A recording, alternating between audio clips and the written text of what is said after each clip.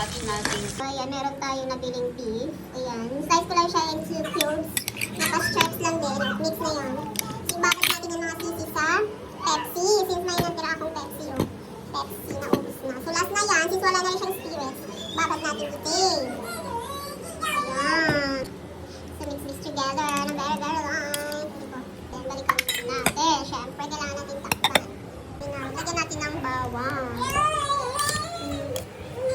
Base na mash lang ng very, very light. So, ayan siya mga sis. Madami pala siya. O, ituloy mo na natin. Pero ikat ko pa yun. So, mga sis. Yan muna unahin natin. Iprito. Ng bonggang-bongga. Ilagay ko na siya mga sis para di siya tumalsik pag ngayon. Ganon. Ganon yung secret natin.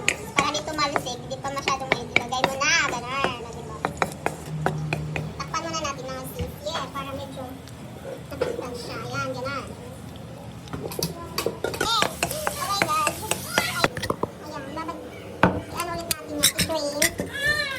Tapos, may gagawin ulit tayo.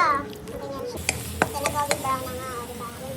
So, kaya daw sa ito, ihanguin na natin siya. Nilagyan ko muna yan siya na sugar, paminta, and na ulit tayo, diba? So, lagyan na natin siya ng konting cornstarch. Diba na, may cornstarch yan mga sis. Kamayin ko na lang yan, kamayin natin ng gusto. Para yung ganap ko sa buhay. Wala, ingay na bata. Ang ingay! Ang ingay na baby malabs ko. Maganon. So parang kulang pa siya ng ganap. Kumain na lang natin ng very, very light yun.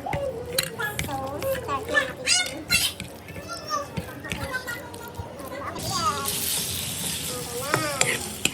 Para magkaroon pa ng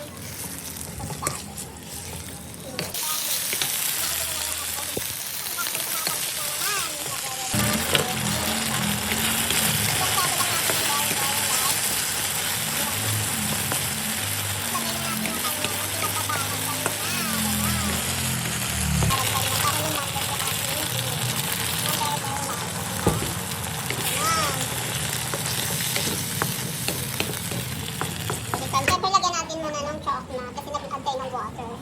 Chocolate, char.